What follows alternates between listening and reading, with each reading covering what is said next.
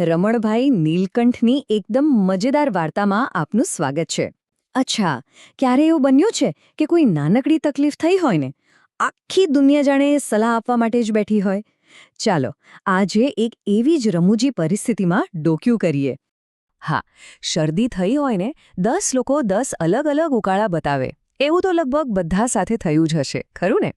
આપણી આજની આખી વાત જ કંઈક આવી છે જ્યાં મદદ કરવાની ભાવના જ એ જ સૌથી મોટી મુસીબત બની જાય છે. તો જુઓ, વાર્તાના જે આપણા મુખ્ય પાત્ર છે એમને આંખમાં એક નાની અમથી આંજણી થઈ છે. સાવ સામાન્ય વાત. એ ગયા ડૉક્ટર પાસે અને ડૉક્ટરે પણ એકદમ સીધી સાદી સલાહ આપી. જુઓ, આને બિલકુલ અડતા નહીં, પાકી જાય એટલે હું ફોડી નાખીશ. બસ, વાત અહીં પૂરી. પણ ના, ખરી મજા તો હવે શરૂ થાય છે. જેવું લોકોને ખબર પડી કે એમને આંજણી થઈ છે અને ડોક્ટરે તો કંઈ પણ કરવાની ના પાડી છે, બસ પછી તો પૂછવું જ શું. સલાહોનો તો જાણે વરસાદ વરસી પડ્યો. એમ લાગે કે આસપાસના દરેક જણ પોતે જ આંજણીના મોટા એક્સપર્ટ હોય. તો સૌથી પહેલી સલાહ કોની આવી? એક પારિવારિક મિત્રની. એમણે તો સીધું ડૉક્ટરને જ નકારી કાઢ્યા કે ડૉક્ટરને શું ખબર પડે, અને ઉપાય? તુવેરની દાળ ઘસીને લગાવો. મતલબ ડૉક્ટરે જે કહ્યું એનાથી બિલકુલ ઉલટું. પણ આ તો ખાલી શરૂઆત હતી. ત્યાંથી નીકળીને કરિયાણાની દુકાને પહોંચ્યા તો દુકાનદારે પણ એક નવી સલાહ આપી દીધી. જવ ઘસીને લગાવો. અને એની પાછળનું લોજિક શું? અરે, આ તો મફતની દવા છે. જાણે દરેક જણ પોતાની સલાહને જ સર્વશ્રેષ્ઠ સાબિત કરવાની હોડમાં લાગ્યું હતું. પછી વારો આવ્યો ઘરના જૂના મુનીમજીનો. એમની પાસે તો એકદમ રામબાણ ઇલાજ હતો. કેસર. એમના કહેવા મુજબ આ ઇલાજ તો ક્યારે નિષ્ફળ જાય જ નહીં, એકદમ ગેરંટીવાળો. હવે સાંભળો, હજામ પાસે ગયા તો એણે તો લગભગ પાગલ જ કહી દીધા અને એક નવો નુસ્ખો આપ્યો કે સિંદૂર દબાવી દો. તમે જુઓ, દરેક નવી સલાહ એની આગળની સલાહને ખોટી સાબિત કરી રહી હતી. પરિસ્થિતિ ગૂંચવાઈ રહી હતી. અને અહીંથી તો પરિસ્થિતિ વધુ ગંભીર અને સાથે સાથે વધુ હાસ્યાસ્પદ પણ બને છે. ઈલાજોની એક એવી રોલર કોસ્ટર શરૂ થાય છે કે આપણા નાયક પોતે પણ ચકરાઈ જાય છે. હવે મેદાનમાં આવે છે એક પારસી મિત્ર, અને એ પણ પૂરા આત્મવિશ્વાસ સાથે. કહે છે, કાંદાનો રસ લગાવો. અને એની ગેરંટી તો જુઓ, જો ઈલાજ કામ ન કરે તો મને 4 તમાચા મારવાની છૂટ. હવે આટલી મોટી બાંયધરી પછી કોણ ના પાડી શકે, બરાબર ને? ભાઈ, પરિવારના લોકો કેમ પાછળ રહે? વૃદ્ધ માસીમાં પૂજા માટે ચંદન ઘસી રહ્યા હતા. એમણે પણ તરત જ સલાહ આપી દીધી કે આ જ લગાવી લો ને. મદદ કરવાનો ઉત્સાહ તો જુઓ. અને ત્યાં જ રસોડામાંથી પણ એક અવાજ આવ્યો. રસોઈયાએ કહ્યું, સૂંઠ ચોપડો. બસ, હવે તો એવું લાગી રહ્યું હતું કે જાણે નાયકની આંખ પર જાતજાતના મસાલાનો કોઈ લેપ તૈયાર થઈ રહ્યો છે. હવે પીડાની ચેતવણી સાથે એક નવી સલાહ આવી ધોબી તરફથી કે લવિંગ વાટીને લગાવો. અને પોતે જ સ્વીકારે છે કે હા, બળતરા તો થશે, પણ ખાતરી આપે છે કે આંજણીનો તો નાશ જ થઈ જશે. હવે નાયકની પીડા અને નિરાશા કેટલી વધી રહી હશે એનો અંદાજ લગાવી શકાય છે. અને હવે આવે છે આ વાર્તાનો સૌથી મજેદાર વળાંક. વિધવા ફોઈનો ઈલાજ એ તો આંખ પર લગાવવાનો પણ નહોતો.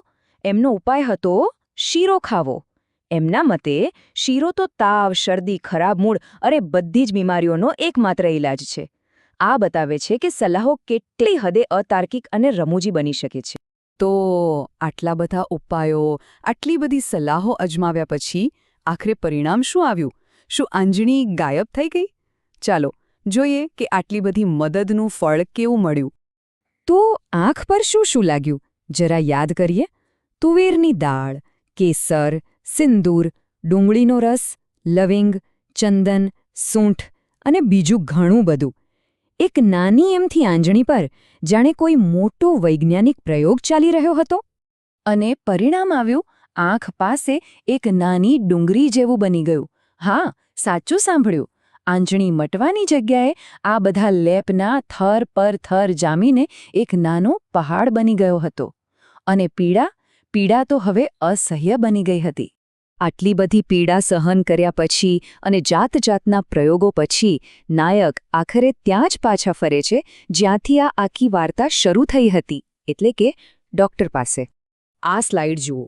આખી વાર્તાનો સાર આમાં જ છે એક બાજુ છે ડઝન બંધ ઘરેલું નુસ્ખા જેણે માત્ર ને માત્ર દર્દ જ વધાર્યું, અને બીજી બાજુ ડૉક્ટરનો એક નાનકડો સ્વચ્છ ચીરો. બસ આ જ તો ફરક છે જે આ વાર્તાનો મુખ્ય સંદેશ છે. ડૉક્ટરે સૌથી પહેલાં તો આંખ પર જામેલી પેલી ડુંગળી સાફ કરી અને પછી એક નાનો અમથો ચીરો મૂક્યો. અંદરનો બધો બગાડ નીકળી ગયો અને પીડા તરત જ શાંત થઈ ગઈ. જે કામ દિવસોના પ્રયોગો ન કરી શક્યા તે એક ક્ષણમાં થઈ ગયું. આ આખી ઘટના પછી લેખક મદદ કરનારા લોકો વિશે વિચારે છે.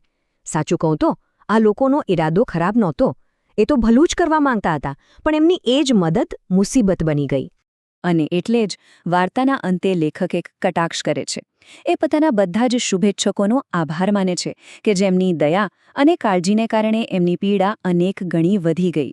આ વ્યંગ એ જ વાતને બતાવે છે કે ક્યારેક વધુ પડતી અને અણસમજુ મદદ કેટલું નુકસાન કરી શકે છે.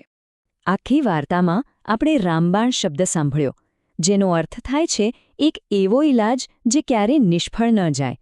અને મજાની વાત એ છે કે સલાહ આપનાર દરેક વ્યક્તિને પોતાનો જ ઉપાય રામબાણ લાગતો હતો. કદાચ સમસ્યાની શરૂઆત જ અહીંથી થઈ હતી, નહીં? અને આ વાત આપણને આજના સમયના એક બહુ મોટા સવાલ પર લાવીને ઊભી રાખે છે.